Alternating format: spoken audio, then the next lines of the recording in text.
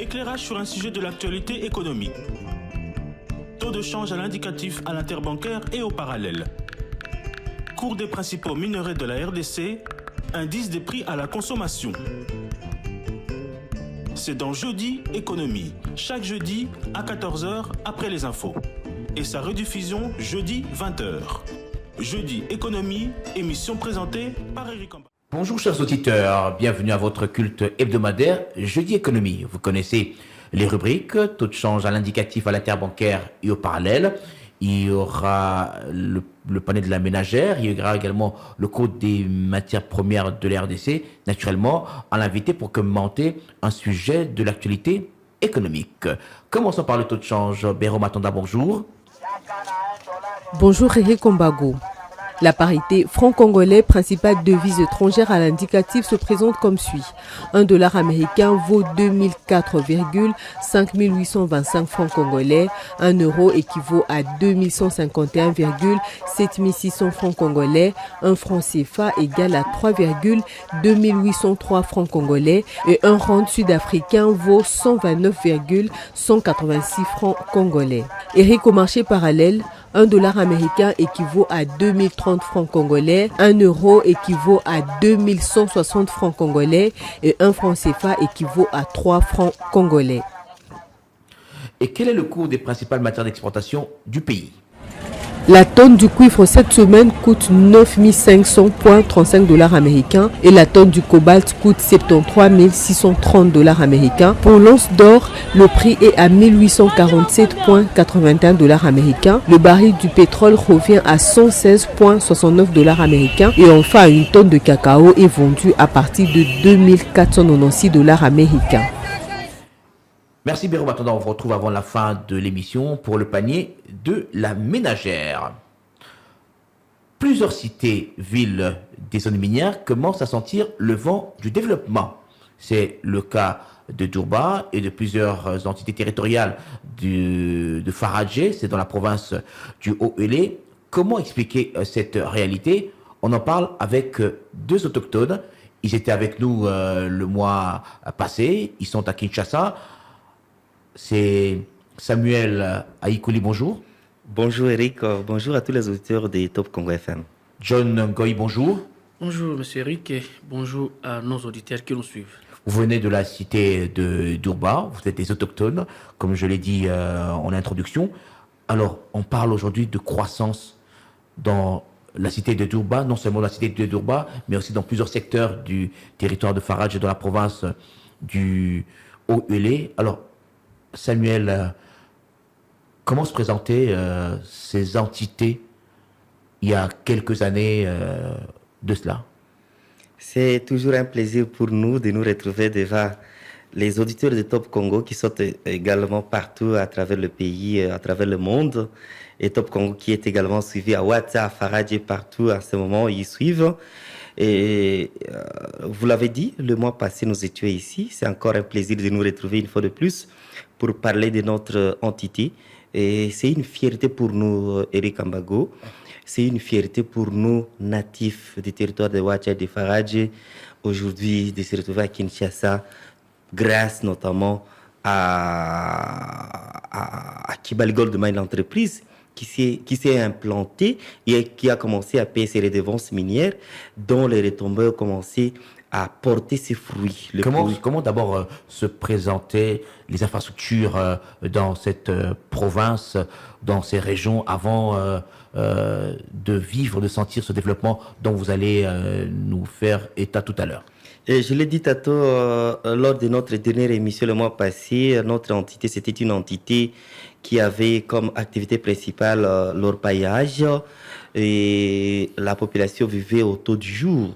La population ne dépendait que des activités de l'orpaillage. Mais grâce notamment avec les activités industrielles que Kibali Gold Mine a amenées aujourd'hui, la population commence à avoir le développement à portée des mains. Il n'y avait pas de route, il n'y avait pas de Évidemment, il n'y avait pas de route. Il n'y avait pas d'activité. Moi, personnellement, qui vous parle, j'ai même exercé toutes ces activités. J'étais orpailleur, je faisais à mes propres mains. À plus de l'orpaillage, j'étais enseignant, je faisais aussi des petits commerces. pour faire Durba jusqu'à Ariwara à une distance de plus de 200 km, on devrait faire 6 mois. 6 mois avec des camionnettes. 4x4 à l'époque, vous imaginez. Mais aujourd'hui, on peut les faire à 3 heures, 4 heures du temps. Si vous êtes à bord de votre Jeep privé, c'est 2 heures. Si vous êtes à bord de bus, c'est 3 heures. C'est justement pour dire que les activités économiques ont évolué avec une vitesse de croisière, notamment avec l'avènement de la mine de Kibali Gold Mine. Alors, John Goy, le commerce, comment il était organisé à l'époque avant la redevance minière? Comment était organisé le commerce?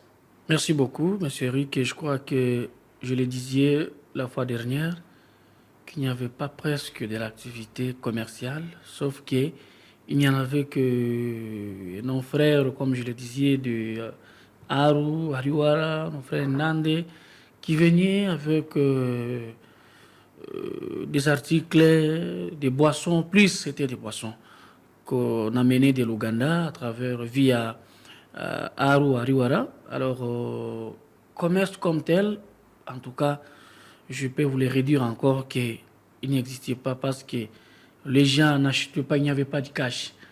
Quelqu'un qui vient du trou, creuser l'or, il arrive dans des soirées comme ça, il a 2-3 grammes, il ne fait que des trocs avec les marchandeurs ou le vendeur des produits. En tout cas, donc c'était le troc qui existait, qui régnait à cette époque. On s'est changé seulement. Bon, j'ai des grammes. Bon, les marchandises que je récupère chez vous, ça peut prendre demi-gramme ou bien 1 gramme. L'autre qui reste, on commence à venir. Je prends, ça diminue, vous diminuez sur un petit cahier comme ça, dans le carnet, jusqu'à ce que ça va se finir.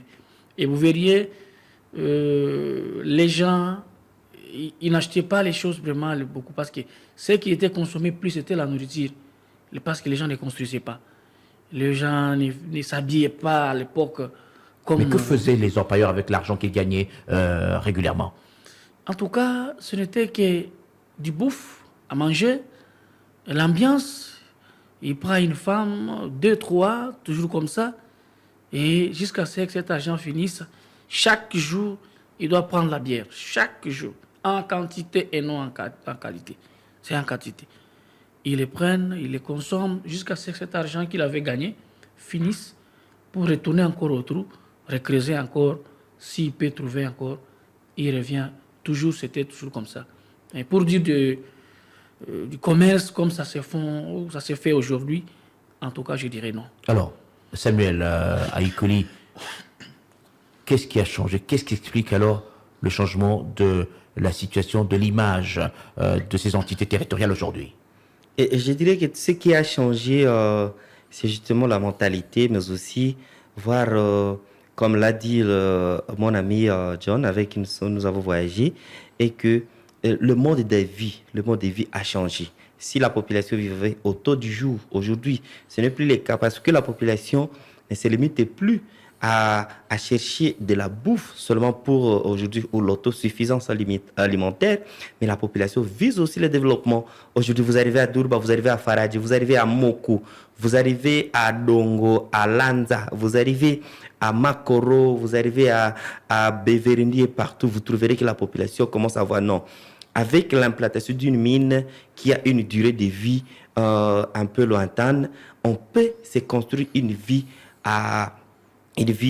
qui peut durer. Donc, aujourd'hui, la population commence à regarder loin. La population aujourd'hui voit un développement à venir. La population voit qu'on ne peut pas seulement se limiter à créer des activités qui peuvent aujourd'hui se terminer, mais créer des activités en longue durée parce que tout ne dépend pas de la durée ou de la vie de la mine, mais aussi voir aussi au-delà de la mine, qu'est-ce que nous pouvons encore faire. Aujourd'hui à Durba, la population n'avait pas l'idée d'envoyer des enfants aux études. Eric, en Bago, aujourd'hui, nous avons des étudiants qui sont venus de Durba, qui sont à Kinshasa ici, des étudiants qui sont venus de Durba, de Ouacha, de Faradji, qui sont à Lubumbashi, qui sont en Afrique du Sud, même au niveau de l'Europe. Donc voilà un peu ce que moi je vois, et ce n'est pas seulement la vie quotidienne qui change, mais aussi une projection une projection 5 ans, 10 ans, qu'est-ce que la cité de Dourba, qu'est-ce que les territoires de Ouacha et Faraj deviendront dans 5 ans ou 10 ans. Donc, quand déjà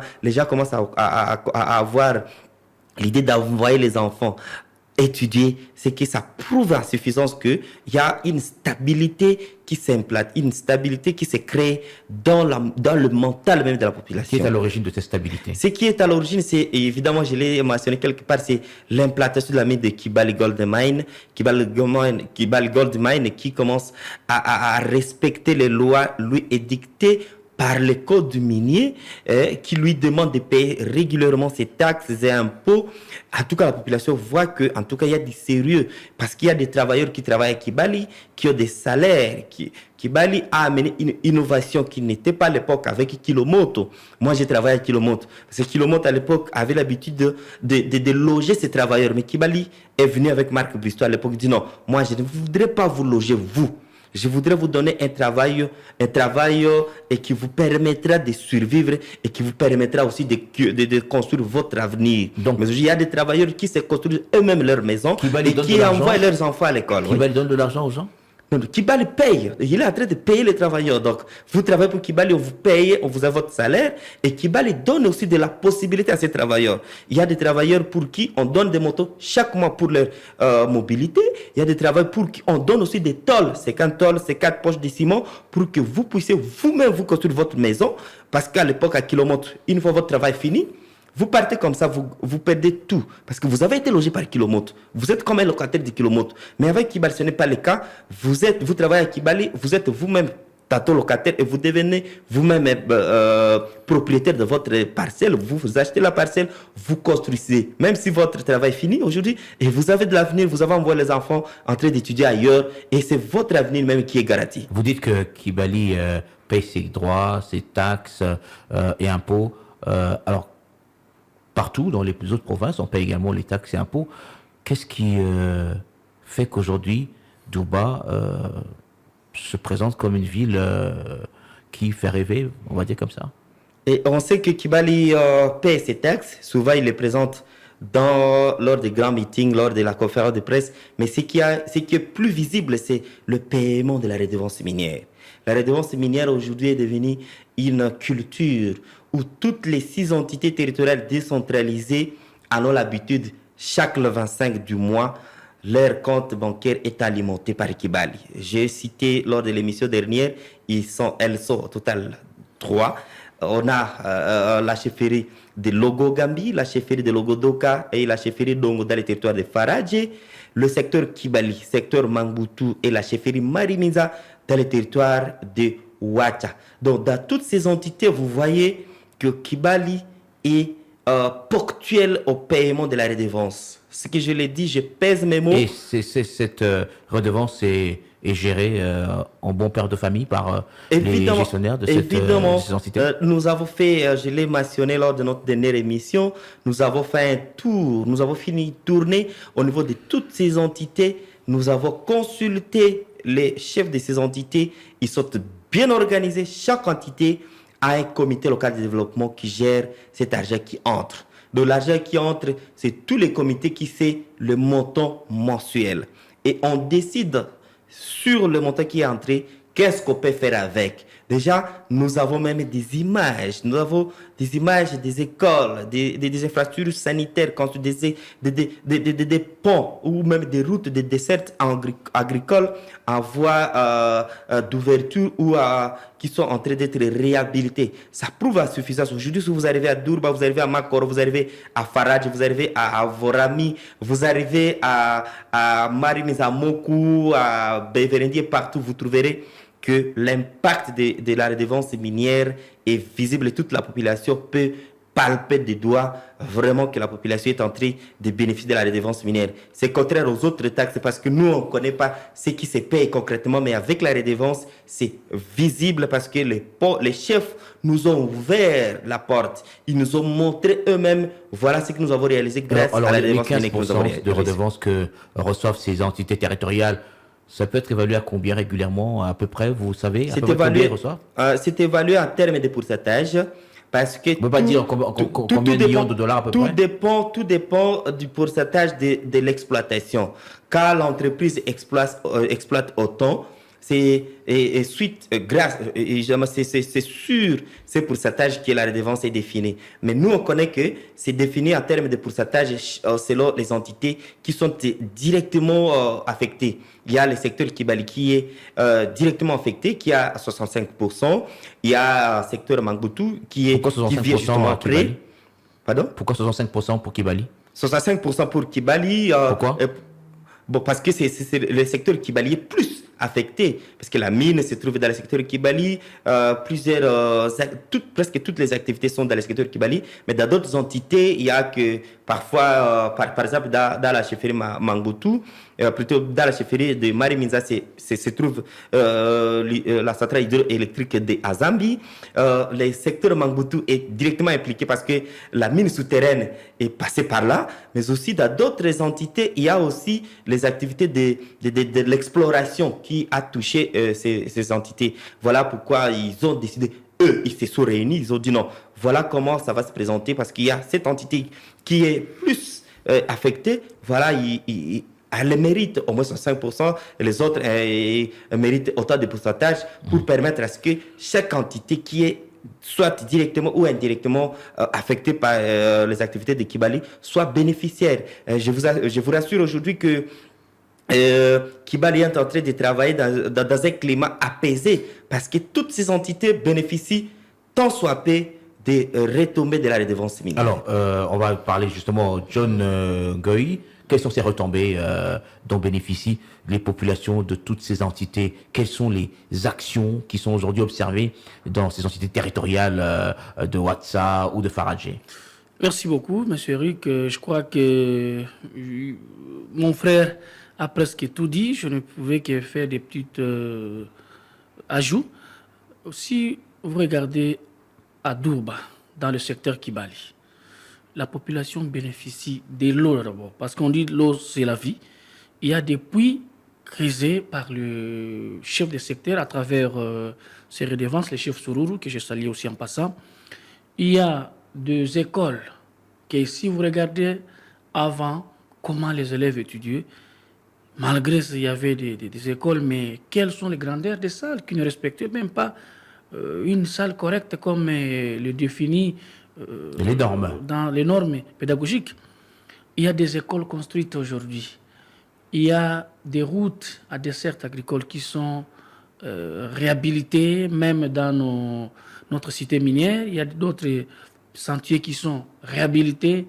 Il y a les stades Sururu 2, parce que le stade Sururu 1, c'est celui que Kibali lui-même avait construit. Il y a autre stade que le chef Dieudonné Sururu a construit. Il bénéficie encore par de tracteurs pour l'agriculture. Vous avez votre champ, allez faire demande auprès du chef que non, nous avons notre groupement, notre association, tout ça, on a notre espace que nous devons cultiver. On vous demanderait seulement de vous procurer quelques litres de carburant et la machine est disponible. L'électricité, le courant, il y a des poches noires aussi là-bas. Il y a, normalement, la machine est disponible pour tous. Donc ça dépend de vous. Si vous êtes prêt ou vous avez déjà votre espace, vous pouvez aller, on va vous les donner. Tout ça, ça vient toujours de cette redevance. L'électricité, est-ce qu'il y a l'électricité dans ces coins? L'électricité, je nécessaire à les réduire qu'il y a l'électricité à Dourba. Le problème, c'est que nous devons éviter cette gratuité dans tout. L'électricité est gérée par notre société là-bas, c'est la Sokimo. La Sokimo, malgré que la Sokimo n'est pas apte à de certaines conditions, vu qu'il est presque abandonné, que nous demandons à nos autorités de voir cette société qui est en train de submerger en l'ennemi comme ça. Parce que cette société, pour gérer, il n'y a plus de câbles, de transports, tout ça. Le courant est là, mais ce n'est pas à Kibali de prendre la charge de l'État congolais pour commencer à acheter les transformateurs, comme le quartier où une grande agglomération de la population est le quartier Malemba. Le quartier Malemba est dans les noirs. Il y a plus de 2 ans que ce quartier est toujours dans les noirs. Les autorités sont là, provinciaux comme nationaux.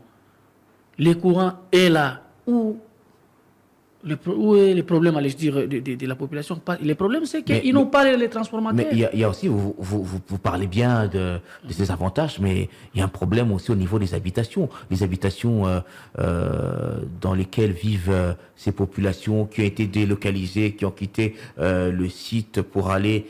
ces habitations également sont petites pour des familles africaines, des familles nombreuses. Bon, je crois que si cette question, ça relève aux autorités qui étaient à l'époque, parce que Kibali ne faisait qu'agir selon la loi. Kibali ne peut pas agir hors la loi pour ne pas la respecter, pour ne pas être taxé, indexé dans d'autres histoires.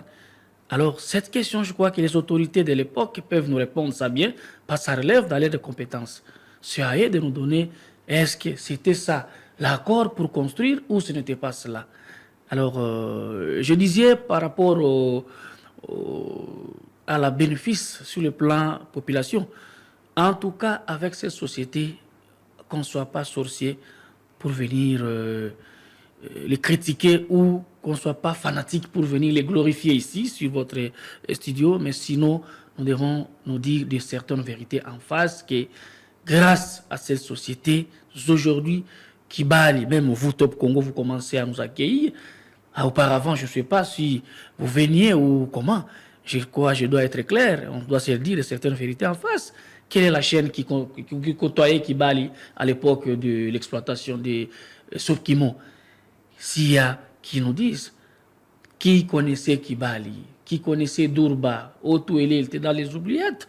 Mais aujourd'hui, je crois que si nous regardons, nous parlons du Otuele, vous ne manquerez pas de dire un mot sur ces sociétés. Par rapport aux activités économiques avec cette redevance, les choses ont évolué. On ne parle plus de troc aujourd'hui dans la région.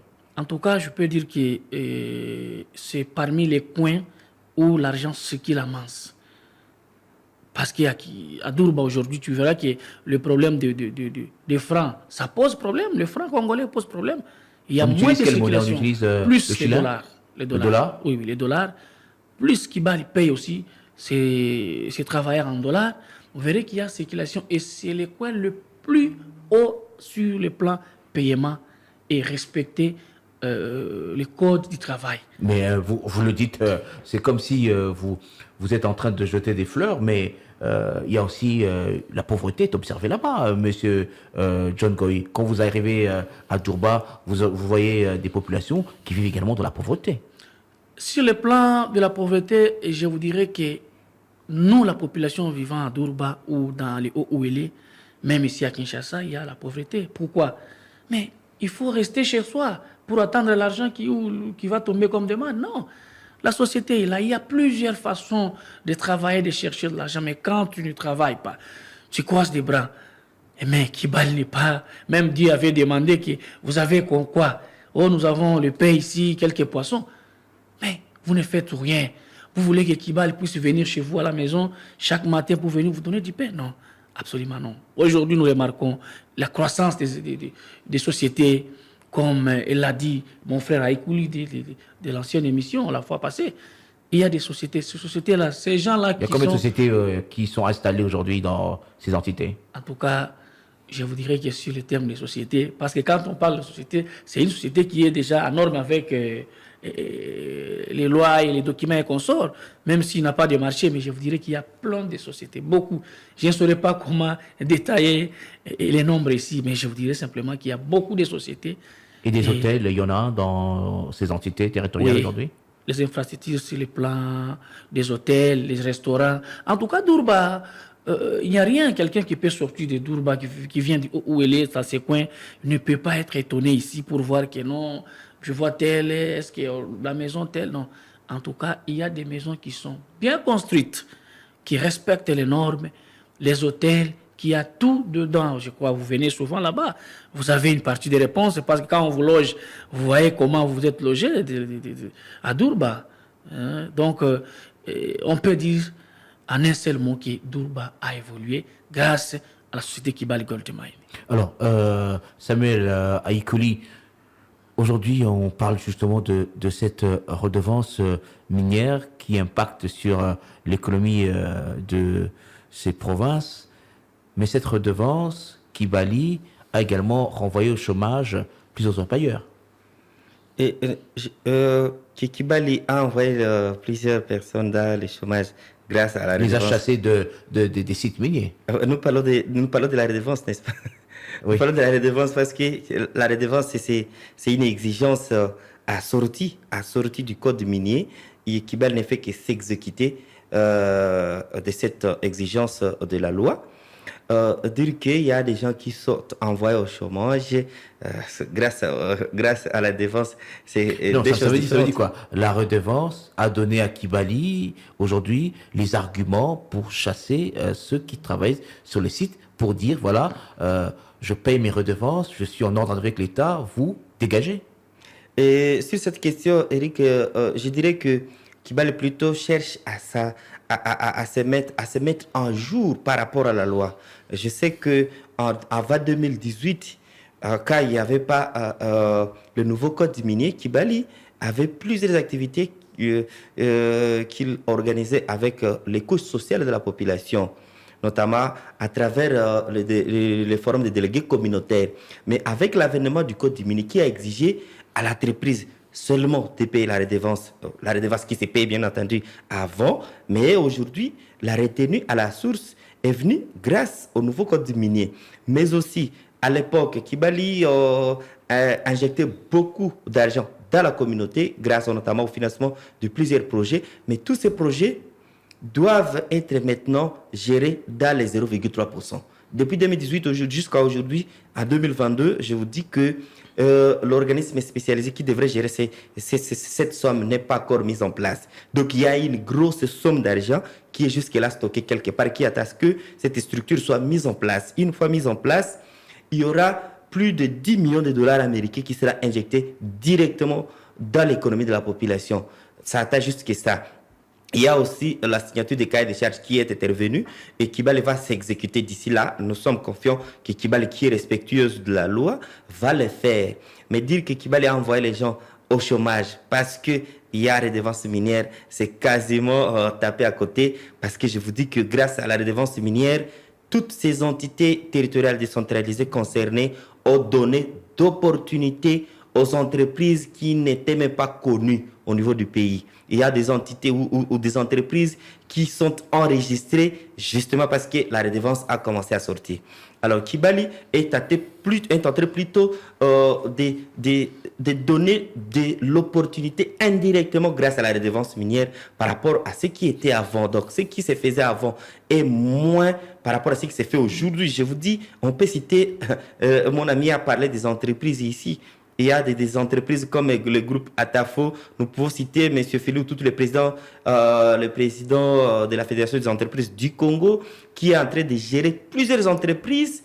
Et ces entreprises sont conformes à la loi parce qu'il y a la redevance. Ils ont beaucoup de marchés qui sont en train de réaliser par-ci, par-là. Je dirais plutôt que la redevance a donné plus d'opportunités. Kibali est en train plutôt de réagir indirectement grâce à la redevance minière que ce qui était avant. Mais par rapport à ce que produit Kibali, par rapport à sa capacité de production, en fait, ces entités auraient pu être plus développées encore, auraient pu se présenter un peu comme les villes des pays africains, je vois Johannesburg ou les autres villes du continent africain. Eric, je l'ai dit lors de notre dernière émission que vous avez été plusieurs fois invité à visiter la mine de Kibali. Moi, personnellement, j'étais la première personne à combattre que cette société ne s'implante pas. Parce que nous avait présenté que cette entreprise n'offrirait pas une main-d'œuvre consistante pour la population. C'est cet aspect qu'on présentait à la population. Parce que nous, la population congolaise, on veut plus l'emploi que l'entrepreneuriat, que l'opportunité. Kibali n'est pas en train de donner plus d'emplois, mais Kibali donne plus d'opportunités. Voilà ce que les Congolais doivent savoir. Pourquoi? Parce qu'aujourd'hui, on peut dire qu'il n'y a pas beaucoup d'emplois, mais on dirait plutôt qu'il y a beaucoup d'opportunités. Nous avons plusieurs PDG.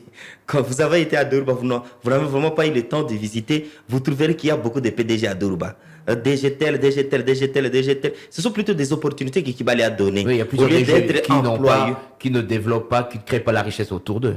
Évidemment, et c'est pourquoi il y a aussi un mécanisme d'accompagnement, qui doit aussi accompagner ça. On est des entrepreneurs, mais un mécanisme qui doit faire comprendre aux gens. Moi, personnellement, j'ai été bénéficiaire d'une formation d'entrepreneuriat grâce à Kibali, qui permet, je ne suis pas le seul, nous avons été plus de 40 parmi nous aujourd'hui. On est presque tout le monde qui avait suivi cette formation se retrouve au moins quelque part dans une activité quelconque. Dire que emploi, c'est question congolais aujourd'hui, congolais que nous sommes, d'apprécier et trouver de l'emploi ou trouver d'opportunités. Trouver de l'opportunité, c'est ce qui est plus important que trouver de l'emploi. Si aujourd'hui, je le disais, peut-être qu'aujourd'hui, Eric va sortir, il va abandonner Top Congo pour aller chercher son opportunité. Donc, justement, pour dire que Kibali donne plus d'opportunités que donner d'emploi aux populations. Samuel, merci. Alors, John Goy, Samuel vient de parler de ces opportunités qu'offre Kibali avec ces redevances qui sont payées régulièrement. Mais il y a un problème, il y a des populations de Mégué, de Bandaï, qui avaient été chassées. Il y a eu même ces manifestations avec des blessés. On a relayé ça ici sur Top Congo. Aujourd'hui, ces populations sont toujours marginalisées, n'ont pas d'abri, ces populations? Merci beaucoup. Je crois que cette question, c'est une question de responsabilité sur le plan national. Parce que Kibali avait ce périmètre qu'il avait acheté ici, à travers la République. Et après avoir acheté ces entités ou ces gisements, il s'est fait que Kibali Gold Mine n'a pas eu l'accès sur cette entité. Et il y avait, à tout moment, il ne faisait que réclamer. Alors, la loi l'a rétabli dans ses droits. Alors, ce rétablissement, je ne sais pas à qui on peut donner la faute, parce que comme vous, ici, chez Top Congo, vous aviez déjà acheté votre parcelle ici, et vous pouvez venir construire pour commencer les activités, mais il y a quelqu'un qui est dedans, qui vous interdise de venir implanter ou construire votre maison. Je crois que vous allez recourir à l'organe qui est censé de régler ce problème, qui est la justice, et que cette justice viendra vous rétablir sur vos droits. Je ne sais pas à qui la faute. Mais pourquoi on a accepté que ces habitants puissent s'installer là, alors que c'est une zone qui appartenait à Kibali? Voilà, c'est cette question qu'on doit demander à notre hiérarchie, parce que ce sont eux qui ont vendu à Kibali Gold. Ce sont eux qui doivent nous justifier pourquoi ils ont vendu et en laissant encore les gens habiter ou construire dans ces milieux. C'est à eux cette question, tous. On doit les poser pour qu'ils nous répondent. Quelle est la situation de ces populations aujourd'hui? Je crois qu'il y avait donc il y a un lotissement qui était distribué à travers le gouvernement provincial. Il distribuait les tôles, il distribuait les parcelles. Alors, je ne sais pas si ces parcelles n'étaient pas suffisantes, parce que tel que je vous parle aujourd'hui, je crois que Kibali a déjà clôturé l'endroit qui lui a été remédié par la loi, que non, voilà, votre endroit c'est ici. Donc Kibali a récupéré oui, il a son récupéré, espace, tout en lui disant que cette fois-ci, ne laissez plus donc l'entrée à tous, clôture d'abord votre parcelle pour qu'on sache que non, ça c'est votre parcelle. Je crois que comme vous avez déjà clôturé, personne ne reviendra plus venir abriter dedans. Et Kibali a fait ce qui lui a été conseillé, donné comme conseil, que non, il fallait construire, clôturer ça, il a clôturé. Et je crois que chacun de nos populations qui étaient de ce côté, voyez-vous, on avait laissé les travaux. Alors jusqu'à maintenant ici, je ne saurais pas vous dire que non, ils ont trouvé les endroits ou pas. Alors, donc ils sont à la disposition des autorités provinciales. Toutes ces populations qui avaient été délocalisées qui ont été chassés, on va dire comme ça, sont aujourd'hui à la disposition de l'autorité provinciale qui doit leur trouver un abri. Comment voulais-je dire oui ou non?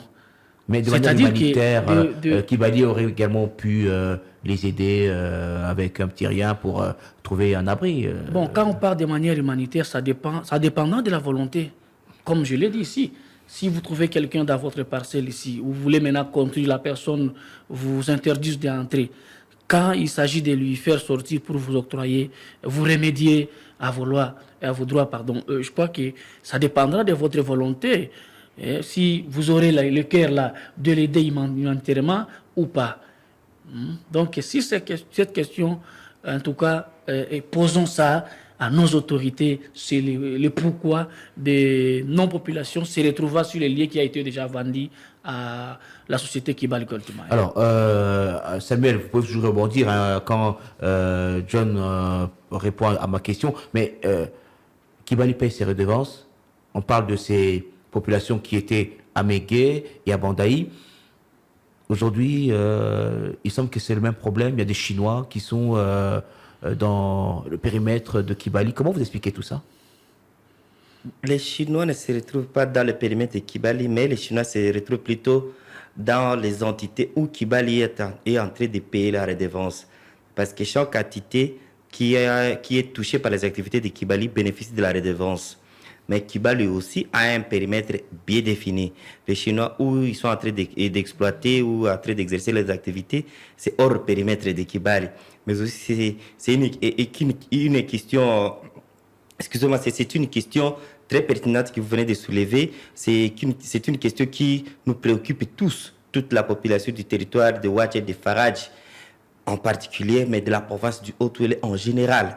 Cette question est très pertinente et tout le monde se pose la question comment les Chinois se retrouvent en province du Haut-Touélé, dans le territoire de Ouadja et de Faradj en particulier. Donc, comment ils se retrouvent pendant que nous avons une entreprise qui est respectueuse de la loi, une entreprise qui paie ses redevances, une entreprise qui paie ses taxes et impôts, et la population est en train de palper des doigts les retombées positives. Mais qui les a autorisés comment on peut constater du jour au lendemain la présence de plusieurs machines? Aujourd'hui, on accorde plus de 300-400 machines dans plusieurs entités répandues dans la province du Haut-Touélé. C'est ces Chinois qui exploitent abusivement.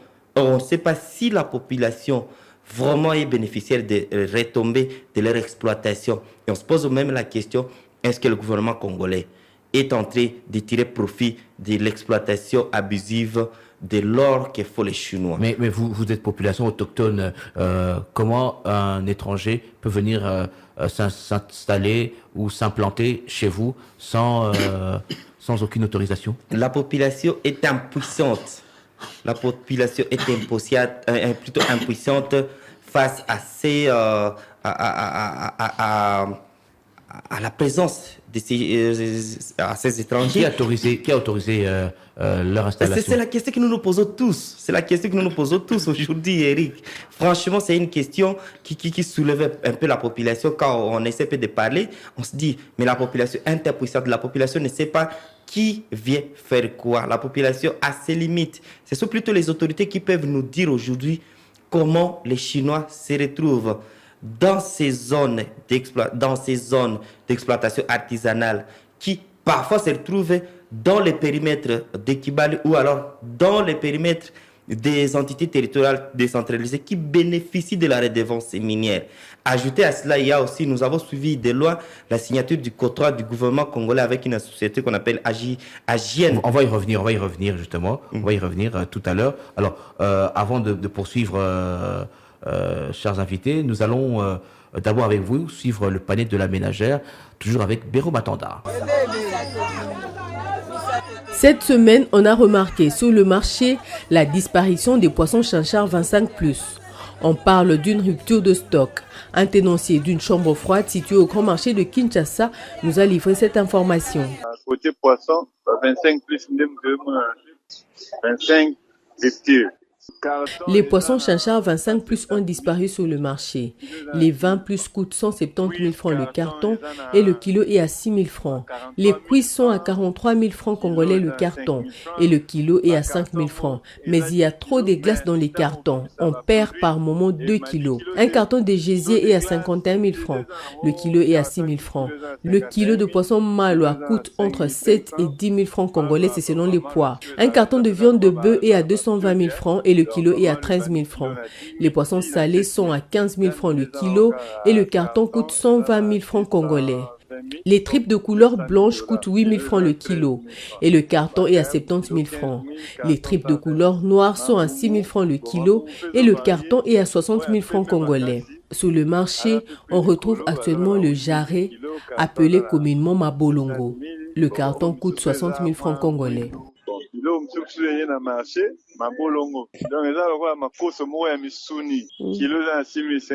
Un kilo de poisson capitaine est à 13 000 francs. Les tilapias sont à 55 000 francs le carton et le kilo est à 8 000 francs. Un sac de riz de 25 kilos se vend entre 49 et 53 000 francs, c'est selon la marque. La mesurette ou copo coûte 1 400 francs congolais. Le riz parfumé est à 111 000 francs pour un sac de 25 kilos. Un sac de semoule de 25 kilos est à 43 000 francs. Un sac de maïs est à 120 000 francs. Une mesurette est à 2 500 francs congolais. Un sac de cossette de manioc se vend à partir de 50 000 francs. Un sac de farine de froment est à 99 000 francs congolais. La mesurette est à 4 000 francs. Un sac de sucre blanc est à 105 000 francs. Le sachet de sucre de 5 kg se vend entre 11 et 12 000 francs congolais. La mesurette ou sakombi est à 1 300 francs. Un sac de haricots se négocie jusqu'à 170 $ américains. Un bidon d'huile végétale de 25 kg est à 119 voire 121 000 francs congolais pour certaines marques. Celui de 20 litres est à 85 000 francs, 15 litres 66 400 francs, 10 litres 44 400 francs et celui de 5 litres varie entre 25 et 28 000 francs congolais, c'est selon la marque. Un bidon d'huile de palme artisanale de 5 litres est à 15 000 francs. Celui de l'huile de palme industrielle coûte 17 000 francs. Un kilo de pommes de terre coûte 4 500 francs. Un tas de pommes de terre est vendu à partir de 2 000 francs. Un tas de bananes plantains se vend aussi à partir de 2 000 francs. Un kilo de frites revient à 7 000 francs et le paquet est à 28 $. Il était à 21 $ américains. Le lait n'a pas bougé de prix cette semaine. Le sac est à 217 000 francs. Une boîte de lait de 2500 grammes se vend entre 40 et 54 000 francs. Celle de 1800 grammes est à 36 000 francs. 900 grammes 18 à 20 000 francs et 400 grammes 8 à 10 000 francs congolais au grand marché de Kinshasa. Un carton de sardines est à 74 000 francs. La boîte est à 1 600 francs congolais. Une boîte de tomates est passée à 400 francs congolais. Quant aux légumes, la botte des épinards est à 1 000 francs. Celle de feuilles de manioc se vend à partir de 1 000 francs aussi. Celle de l'oseille est à 500 francs congolais. Les amarantes sont à 1 000 francs la botte. La tomate fruit se vend à partir de 400 francs. Un tas de 4 oignons se vend à partir de 1 000 francs. Un filet d'oignon se vend entre 25 et 27 000 francs congolais. Un plateau d'œufs varie entre 10 et 12 000 francs congolais. Les fruits se vendent comme la semaine passée. Une mandarine se vend à partir de 300 francs. Une orange coûte aussi 300 francs. Un ananas se vend à partir de 2 000 francs. Une pastèque coûte entre 3 000 et 8 000 francs congolais, c'est selon la grandeur. La carambole ou pakapaka se vend à partir de 300 francs. Un citron se vend à partir de 300 francs congolais. Un pain se vend à partir de 200 francs. Une chikwang appelée bateke est vendue à partir de 500 francs. Merci Biro Matanda, on se retrouve la semaine prochaine pour cette rubrique. Alors Samuel Aïkoli, vous parlez de ces contrats AGN Ressources et cette polémique autour de cette intégration de AGN Ressources dans les parts de la Sokimo. De quoi s'agit-il exactement? Nous avons tous suivi les communiqués à travers les réseaux sociaux, à travers les médias ici à Kinshasa, mais avant que nous puissions venir, et ça a fâché. Ça a fâché sur le plan, sur le fait que, excusez-moi, par le fait que on apprend que le gouvernement congolais vient de signer un contrat avec une entreprise fantôme. Permettez-moi le terme, c'est une entreprise fantôme parce que jusque-là, l'entreprise n'a exercé aucune exploration. Parce que moi, j'ai été témoin de l'exploration de Kibali à l'époque, avant même que Kibali soit Kibali, à l'époque de Borgakim. Borgakim, Moto Gold et Kibali Goldman. Aujourd'hui, on apprend que le gouvernement congolais signe un contrat avec une société X. Le gouvernement congolais lui donne un contrat de 10 ans, pendant que le nouveau code minier exige 5 ans. Une entreprise qui va exploiter à Moku. Moku, c'est une entité qui se trouve dans l'ETD qu'on appelle Marimisa, qui bénéficie de la redevance minière. Moku, une entité de Kibali. Où Kibali, à travers Randgold, avait déjà mené les recherches. Où Kibali avait déjà fait comment on appelle Kibali a fait déjà des recherches pour découvrir les gisements, si c'est exploitable ou pas. Comment le gouvernement congolais peut permettre à ce qu'une entreprise, entre guillemets, fantôme, exploite un gisement que Kibali avait découvert. La population de Moko aujourd'hui connaît Kibali parce que Kibali déjà est en train de réaliser beaucoup de choses. Donc on a déposé Kibali de Moko Beveranti. Évidemment. On a déposé Kibali de Moko. Oui, c'est dans cette entité où Kibali déjà avait mené les recherches et a découvert les gisements. Pourquoi on l'a dépossédé de ce gisement? Il n'était pas capable, Kibali n'était pas capable de... Non, Kibali n'était pas capable. On n'avait pas, le gouvernement congolais n'avait pas donné à Kibali le feu vert pour exploiter. Kibali était toutefois prêt pour exploiter. Kibali connaît tout là-bas. Maintenant, la population se pose la question. Nous étions en contact avec le secrétaire administratif de la chefferie Marie aujourd'hui au téléphone et il s'étonne parce que déjà la population de Moku bénéficie de la redevance minière. Comment la population de Moku peut accepter une entreprise X venir exploiter ce que déjà l'autre avait fait des recherches, avait découvert? Comment on peut accepter ça? Donc c'est une question vraiment qui fâche carrément la population et la population veut tout simplement demander à ce que le gouvernement congolais puisse céder ces gisements à Kibali, déjà parce que à Moku, il bénéficie de la redevance pendant que Kibali n'a pas encore exploité. Mais comment on peut donner l'exploitation? Déjà, les Chinois ont presque fini les gisements là-bas. Maintenant, l'exploitation qui reste, c'est l'exploitation en profondeur que Kibali devrait faire. On donne à Aegien pour bénéficier des recherches d'une entreprise qui est déjà respectueuse, une entreprise connue de tout le monde, mais on nous amène une entreprise fantôme qu'on ne connaît pas. Mais Samuel, plutôt John Ngoy, si le gouvernement a signé accord avec AGN Ressources, ça veut dire que c'est une société crédible. En tout cas, nous, qu'il soit crédible, allais-je dire, ou pas, nous, en tant qu'autochtones, nous n'avons pas confiance à eux parce qu'on connaît bien que c'est Kibali qui a déjà fait ses explorations pour savoir la teneur de l'or au niveau de Marimisa. Et puis de deux, Kibali paye ses redevances que Marimisa, qu'abrite l'entité où, soi-disant, je ne sais pas moi comment les classifier, les noms, je manque même les fantômes là, c'est un peu encore moins pesant. Une société là, je ne sais pas moi, inconnue pour venir s'approprier des recherches des autres, dans les suaires des autres, que nous disons non à ces trucs-là. Parce que ça devient de plus en plus emmerdant. Il y a l'histoire des Chinois qui vous venez déposer plusieurs questions, excusez d'y revenir dans cela, mais cette question, je mérite que vous avez plusieurs émissions ici, Top Congo, qui donne les visas? Quels sont les visas que ces gens ont entrés avec? Qui donne les visas? Donc il y aurait collusion avec le ministère des Mines. Mais je suis clair. La fois dernière, j'étais sur RTNC, je parlais de cela, que la ministre du tutelle doit connaître et savoir d'où viennent ces gens-là. Ils viennent avec... Est-ce que vous en êtes sûr que non? Dans un pays comme ça, même ici, chez Top Congo, je peux quitter Durba, venir ici sans contact de quelqu'un, sans connexion de qui que ce soit. J'entre directement ici chez Top Congo, je commence à animer les émissions, on me sert les micros, les studios là-bas, les techniciens commencent directement à me réaliser. Je dirais que non, M. Eric. On doit être quand même clair à de certaines choses. La loi est dans ce pays. On ne dirait pas que la loi n'existe pas.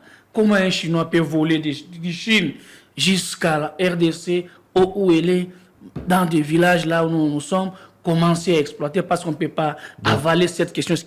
Excusez, ne m'arrache pas encore, laisse-moi terminer. Allez-y. On ne peut pas avaler de certaines choses qui n'est pas avalable. Non, on doit se dire de certaines vérités. Où est le ministre de la Justice? Où est le ministre des Mines? Notre ministre de la Justice. Mais, voyez, ça, je ne sais pas moi, ils sont en train de tropier les territoires, tout en faisant des exploitations illicites qui n'est pas connues. J'avais posé cette question, qui bénéficie de leurs redevances? Ils donnent à qui? Qui leur a octroyé les documents, les papiers pour qu'ils commencent cette exploitation?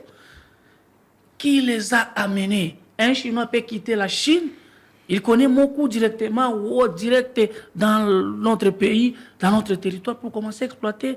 Je vous prierai avec vos émissions ici que nous suivons souvent à travers nos milliers de demander cette question à notre ministre. Alors, de nous éclaircir au-dessus. Sur la question que vous aviez posée, je reviens encore. En tout cas, les AJM, si c'est AJM là, nous, les autochtones du milieu, nous disons non à cette société qui n'a rien fait jusque-là.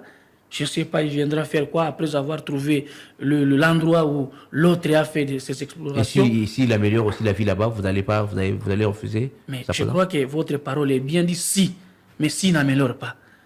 Les si là, je tourne ça au contraire. Si il améliore, excusez, ce n'est pas à moi de vous poser des questions, mais je prends la même question, je tourne. C'est pour cela on dit l'homme prudent voit le mal de loin. C'est ça que nous appliquons. En voyant ce mal de loin, on dit mieux vaut vivre avec un diable que tu connais mieux que d'espérer de vivre avec un ange que tu ne connais pas. Alors on va terminer Donc rapidement. nous acceptons que Kibali, que nous connaissons aussi, le diable, oui c'est notre diable que nous connaissons, que de nous amener l'ange là qui prétend dire qu'ils vont améliorer la vie. Nous disons Alors non à en ces une gens-là. minute, Samuel, WhatsApp, Faradje, développement, mais Isiro, c'est comme un village. Pourtant, Isiro reçoit 25% des redevances minières. Qu'est-ce qui se passe? Il n'y a pas le même, il n'y a pas des mêmes managers dans les deux coins? Isiro comme province bénéficie de 25%, Eric Ambago, Ouattara, Faradje comme territoire devrait faire partie de ces 25%. Et pourtant, Ouattara et Faradje, seulement avec 6 ETD, font déjà des grandes réalisations qui dépassent les réalisations faites avec les 25% qui fait la province. C'est la question que toute la population de la province du Haut-Touélé se pose. Comment est-ce que le gouvernement provincial du Haut-Touélé est en train de gérer les 25%? Vous arrivez à Isiro, vous ne trouverez jamais un hôtel. Vous ne trouverez pas un restaurant. Je dis bien, vous ne trouverez pas un hôtel. Je pèse mes mots, vous ne trouverez pas un restaurant. À Isiro, vous ne trouverez pas une route asphaltée. À Isiro, vous ne trouverez pas une école ou une structure sanitaire construite avec la redevance minière. Chose qui est différente des 6 ETD qui sont à Mais le gouvernement Ouattara. provincial est en train de construire ou de réhabiliter des routes. On a vu avec des engins qui travaillent sur place. Eric Ambago, c'est une très bonne question que vous venez de soulever là. Évidemment, il y a une confusion qui est créée dans la tête de la population à Isiro aujourd'hui. Pourquoi? Parce qu'on ne sait pas différencier. Est-ce que ces machines sont pour la province du Haut-Touélé ou ces machines sont pour les Chinois? Parce que je l'ai dit ici, les Chinois ne sont pas seulement à Ouattara ou à Faradje, les Chinois sont à Rungu et aussi dans le territoire de Wamba. Évidemment, le gouverneur de la province qui nous salue en passant nous déclare souvent qu'il y a des machines qui sont enchetées, qui sont en train de réaliser des projets X, Y. Mais la population ne cesse de crier. Jusque-là, il n'y a pas de construction d'infrastructures dignes de nom. Si seulement je dis, Eric, on compare les 15%. Si on essaie d'évaluer par mois, je ne sais pas si ça peut faire, je ne sais pas moi, si c'est beaucoup, c'est 700 000 dollars américains.